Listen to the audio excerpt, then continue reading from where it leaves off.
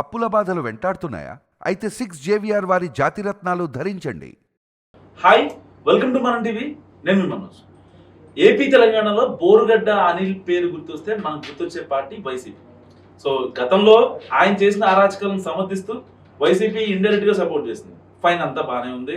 ఇప్పుడు కూటమి అధికారంలోకి వచ్చేసరికి ఆయన చేష్టలకు పార్టీలకు ఎటువంటి సంబంధం లేదని చెప్పి వైసీపీ కుండ బదులు కొట్టేసింది.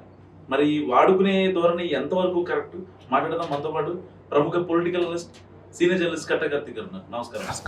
ఏంటి సార్, ఇప్పుడు దాకా బోరుగడ్డ అనేది యూజ్ చేసుకొని టైం వచ్చింది కాబట్టి పక్కన పెట్టేసింది అనుకోవచ్చా? దీనికి ఏమైనా స్ట్రాటజీ ఉందా? నిజానికి బోరుగడ్డ అనిల్ కుమార్ కావచ్చు, సిరెడ్డి కావచ్చు, లేదు ఇంకెవరెవరో ఉంటారు కదా, ఆ సోకాల్డ్ పీపుల్, వార రవీందర్ రెడ్డి, అలాంటి మైండ్ సెట్ ఉన్నవాళ్ళు సోషల్ మీడియా ద్వారా అవతల వాళ్ళ మీద బూతులతో విరిచికి పడేవాళ్ళు. అంటే సహజంగా ఏ పార్టీకైనా సోషల్ మీడియా ఎందుకు ఉంటుంది? వాళ్ళ పార్టీ విధానాలని ప్రమోట్ చేసుకోవడానికి, అవతల వాళ్ళు చేస్తున్న తప్పుని ఎత్తి చూపడానికి. కానీ వైసీపీకి ఉండే సోషల్ మీడియా బ్యాచ్ ఏంటంటే అవతల వాళ్ళని బూతులు తిట్టాలి, అవతల వాళ్ళ కుటుంబాలను టార్గెట్ చేయాలి. వైసీపీ తన అధికారంలో ఉన్నప్పుడు ఒక 3 పాలసీని నమ్ముకుంది. ఫస్ట్, రాజకీయాల్లో యాక్టివ్గా ఉన్న వాళ్ళని బూతులతో విరిచిపడాలి వాళ్ళ మీద, అంటే వైసీపీకి వ్యతిరేకంగా ఉన్న వాళ్ళ మీద. బూతులతో వాళ్ళ మీద, వాళ్ళ కుటుంబ సభ్యుల మీద విరుచుకుపడ్డారనుకో, ఒక మిడిల్ క్లాస్ పర్సన్కి ఏమనిపిస్తుంది? రాజకీయాల్లోకి పోయి తిట్టించుకోవటం, నా కుటుంబాన్ని తిట్టించుకోవటం నాకు అవసరమా? నా పరువు బాగుకోవటం నాకు అవసరమా? నేను వాళ్ళ దగ్గర తిట్టలేను, వాళ్ళు తిట్టేదాన్ని పడలేను, కాబట్టి ఈ రాజకీయాలు నాకు వద్దు అని చెప్పేసి భయపడి వెనక్కి వెళ్ళిపోతారు. వైసీపీకి వ్యతిరేకంగా రాజకీయాలు చేయరు అని చెప్పేసి ఒక పాలసీ. లేదు, ఆ బూతులకు కూడా భయపడకుండా యాక్టివ్గా పాలిటిక్స్లో ముందుకెళ్తున్నారు, వైసీపీ వ్యతిరేక రాజకీయాలు చేస్తున్నారు అనుకో, వాళ్ళ మీద కర్ర పెత్తనం, అంటే రౌడీజం చేయటం. లేదు, బూతులకి భయపడట్లేదు, రౌడీజానికి లొంగట్లేదు, అప్పుడు వాళ్ళ చేతుల్లో అధికారం ఉంది కాబట్టి కేసులు పెట్టి లోపలేయటం. ఈ 3 పద్ధతులని వైసీపీ అవలంబించింది. ఈ 3 పద్ధతుల ద్వారా తమకి రాజకీయంగా శత్రువులు లేకుండా చేసుకుందామని అనుకుంది. కానీ ప్రాక్టికల్గా అది వర్కౌట్ కాలే. వాస్తవానికి మనకి చరిత్ర అంతా నువ్వు చదువుకో మనోజు, విధ్వంసంతో, వినాశనంతో, నిరంకుశంతో సాధించగలిగేది ఏమీ లేదు. మన కళ్ళ ముందు చాలామంది చరిత్రకారులు కనపడుతూ ఉంటారు ఇట్లా లాంటి వాళ్ళు. ఈవెందో మనం కూర్చున్న హైదరాబాద్ గడ్డ మీద నిజాం కూడా అలానే చేసి నాశనం అయ్యాడు తప్ప, నిరంకుశంగా పరిపాలించి ప్రజల్ని అణిచివేసి నేను ఎక్కువ కాలం రాజుగా ఉంటాను నిరూపించుకున్నాడు ఎవడూ లేడు. ఇప్పుడు జగన్మోహన్ రెడ్డి మన కళ్ళ ముందు కనపడుతున్న ఒక ఉదాహరణ. నిరంకుశంగా ఉందాం అనుకున్నాడు, అవతల వాళ్ళని అణిచివేద్దాం అనుకున్నాడు, దాని ద్వారా ఒక 25-30 సంవత్సరాలు తన చేతిలో ఉన్న అధికారాన్ని ఉంచుకుందాం అనుకున్నాడు. కానీ దాన్ని ప్రజలు యాక్సెప్ట్ చేయరు, ప్రజాస్వామ్యం యాక్సెప్ట్ చేయరు. అదే ఆ పాయింట్కి వస్తున్నా. ఇప్పుడు బోరుగడ్డ అనిల్ కుమార్ని వాళ్ళు మొదటి కోణంలో ఉపయోగించుకున్నారు, అంటే బూతులు తిట్టడానికి, అవతల వాళ్ళ మీద విరుచికి పట్టడానికి. నిజానికి అతని మీద రౌడీ షీట్ ఓపెన్ చేసింది. రౌడీ షీట్ అని మనం చెప్పడం కాదు, వైసీపీ అధికార ప్రతినిధి ఓపెన్గా ఒక ప్రెస్ మీట్లో, మీడియా ఛానల్స్ డిబేట్లో చెప్పాడు, ఒక రౌడీ షీటర్ బోరుగడ్డ అనిల్ కుమార్ అని. మరి ఆ రౌడీ షీటర్ మీరు ఉన్నంతకాలం ఎందుకు అరెస్ట్ చేయలేదు అంటే మీరే పెంచి పోషించారని. ఎలా మాట్లాడేవాడంటే బోరుగడ్డ అనిల్ కుమార్, చంద్రబాబు నాయుడు గారిని అరగంటలో లేపేస్తాడట చంద్రబాబు నాయుడు గారిని. ఏది జగన్మోహన్ రెడ్డి గారు ప్రశ్నిస్తే, ఆ రోజు చంద్రబాబు నాయుడు గారు ప్రతిపక్ష నాయకుడు, ఈ దేశంలో Z+ కేటగిరీ కలిగినటువంటి, అంటే కేంద్ర బలగాలతో కూడిన సెక్యూరిటీ కలిగినటువంటి నాయకుడు ఆయన.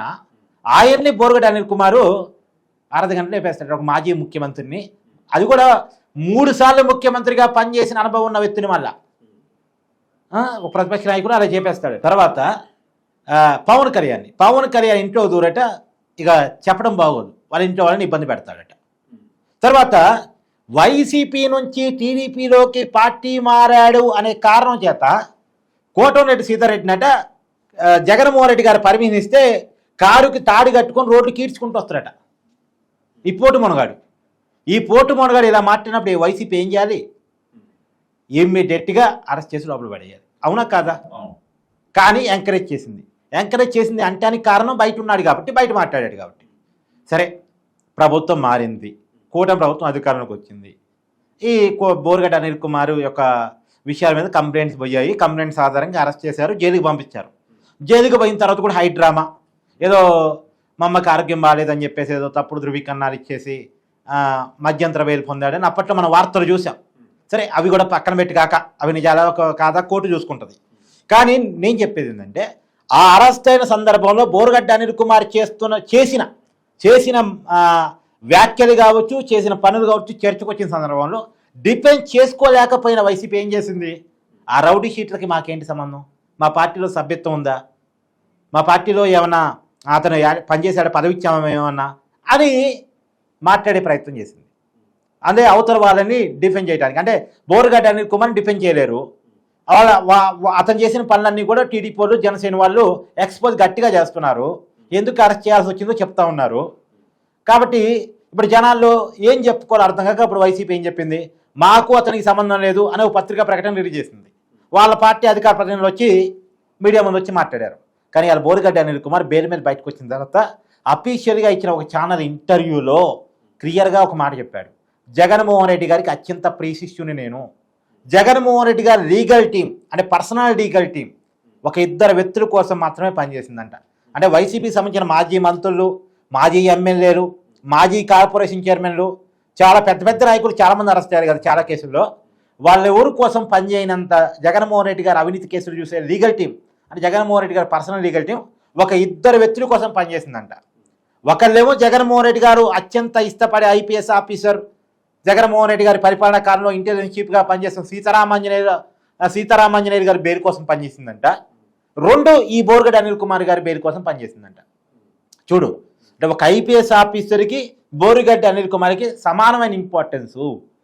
వాళ్ళకి వైసీపీ మాజీ మంత్రి, మాజీ ఎమ్మెల్యేల కంటే ఎక్కువ ఇంపార్టెన్స్ బోరుగడ్డ అనిల్ కుమార్కి జగన్మోహన్ రెడ్డి గారి దగ్గర ఉంది అనేది బోరుగడ్డ అనిల్ కుమార్ స్వయంగా చెప్పుకున్నాడు. నేను చెప్తున్న మాట కాదు ఇది, బోరుగడ్డ అనిల్ కుమార్ స్వయంగా చెప్పుకున్నాడు. పైగా ఏమన్నాడు? మీ వైసీపీ అధికార ప్రతినిధి మీడియాలో ఇలా చెప్పాడండి, మీకు పార్టీకి సంబంధం లేదంటే వాళ్ళకేం తెలుసు? వాళ్ళు ఈ మధ్య పదవులు పొందిన వాళ్ళు.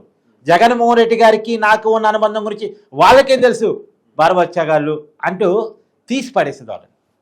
అంటే ఇక్కడ దీన్ని బట్టి ఏం అర్థం చేసుకోవాలి మనం? అంటే బోరుగడ్డ అనిల్ కుమార్ వైసీపీ అనేనా? వైసీపీ అంటానికి నేను అనేది ఏంటంటే వైసీపీ ఉన్నప్పుడు ఇలాంటి పదాలు మాట్లాడితే అరెస్ట్ చేయలేదు కాబట్టి. ఇప్పుడు ఎగ్జాంపుల్ ఒక టీడీపీ కార్యకర్త, అబ్బా చిన్న స్థాయి కార్యకర్త, ఏదో జగన్మోహన్ రెడ్డి గారి సతీమణి గారి గురించి తప్పుగా మాట్లాడాడు. మాట్లాడిన మరుక్షణం ఏం చేసింది టీడీపీ? కిరణ్ని పార్టీ సస్పెండ్ చేసింది, 24 గంటలు తీసిపోయి జైల్లో పడేసింది. తిట్టావు, బాగా తిట్టావని సంతోషపడ్డారా? చంకలు గుద్దుకున్నారా? కాదుగా. మహిళల్ని అసభ్యంగా మాట్లాడని చెప్పి టెర్రరిస్ట్ కన్నా దారుణంగా తీసుకెళ్ళి లోపలేస్తారు. వేశారు కదా. మరి అలా వైసీపీలో జరిగిందా? పైగా ఎంకరేజ్ చేశారు. వరా రవీందర్ రెడ్డి అయితే మన వైఎస్ అవినాష్ రెడ్డి గారి దగ్గర పనిచేశాడు కదా. అంటే వైఎస్ అవినాష్ రెడ్డి గారి దగ్గర పనిచేసి షర్మిల గారు రాజశేఖర రెడ్డి గారికే పుట్టారని గ్యారంటీ ఏదని మాట్లాడాడు. అంటే అనొచ్చా మాట? అంటే ఆ మాట యొక్క ఉద్దేశం ఏంది? అది షర్మిల గారిని అవమానించడమా, విజయమ్మ గారిని అవమానించడమా? అంతిమంగా ఎవరిని టార్గెట్ చేస్తున్నాం? అంటే వాళ్ళ పార్టీలో ఉండి జగన్మోహన్ రెడ్డి గారి తల్లిని ఒక మాట అంటే, జగన్మోహన్ రెడ్డి గారి చెల్లిని ఒక మాట అంటే, వాళ్ళని పార్టీలో ఉన్నిచ్చారు అంటే, వాళ్ళని ఎంకరేజ్ చేశారు అంటే, కనీసం వాళ్ళ మీద చర్యలు తీసుకోలేదంటే ఏమనాలి ఇంకా దాన్ని అని అనొచ్చు.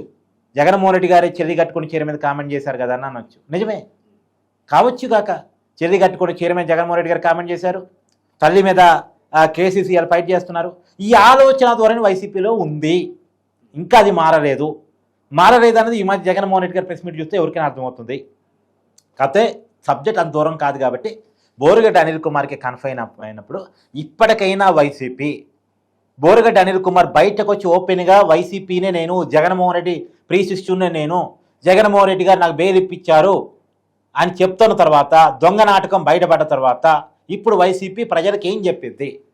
నిన్నదాకా మాకు బోరుగడ్డ అనిల్ కుమార్కి సంబంధం లేదు, బోరుగడ్డ అనిల్ కుమార్ ఒక రౌడీ షీటరు, ఆయన అరెస్ట్ చేస్తే తప్పేం లేదు అని చెప్పినటువంటి వైసీపీ ఇప్పుడు బెయిల్ ఇప్పించింది జగన్మోహన్ రెడ్డి గారు అని చెప్పిన తర్వాత ఏం చెప్పగలిగింది? అంటే ఓపెన్గా ఇంకా వైసీపీ రౌడీ షీటర్లు సపోర్ట్ చేస్తుంది.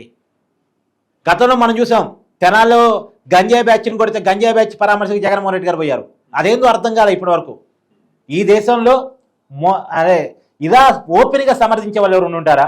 మొన్న ప్రెస్ మీట్లో టీటీడీలో పరకామణి చోరీ జరిగితే ఆ పరకామణి చోరీ చేసిన వ్యక్తిని చిన్న దొంగతనమేగా అంటాడు. దొంగతనం అంటే దొంగతనం, ఇంక చిన్న దొంగతనం ఏంది, పెద్ద దొంగతనం ఏంది? అంటే అంత ఓపెన్గా సమర్థిస్తారు దొంగని. ఒక మాజీ ముఖ్యమంత్రి అది మనోభావాలతో కూడిన విషయం. తిరుమల తిరుపతి దేవస్థానం మనం అందరం నమ్మే దైవం, అక్కడ దొంగతనం జరిగితే చిన్న దొంగతనం అంటాడు ఏంటి? అసలు చిన్న దొంగతనం ఏంటి, పెద్ద దొంగతనం ఏంటి? దేవుడి దగ్గర జరిగిన దొంగతనం, ఆ దేవుడి దగ్గర దొంగతనం చేసిన దొంగతోటి మీరు రాజీ పడ్డారు, దాని గురించి చెప్పవయ్యా అంటే అది చిన్న దొంగతనమేగా అంటాడు. అంటే గంజాయి బ్యాచ్ని పరామర్శిస్తాడు, దొంగని సమర్థిస్తాడు, రౌడీ షీట్లకు బెయిలిప్పిస్తాడు. ఇలా ఏదన్నా ఒక రాజకీయ పార్టీ ఉందా ఈ దేశంలో? ఎవరైనా రాజకీయ నాయకుడు ఉన్నాడా? ప్రజలే ఆలోచించుకోవాలి. సో ఇది కార్తికేయ అనాలిసిస్. మీరేమనుకుంటారు? మస్ట్ కామెంట్ చేయండి. చూస్తూనే ఉంటున్నాం అంటే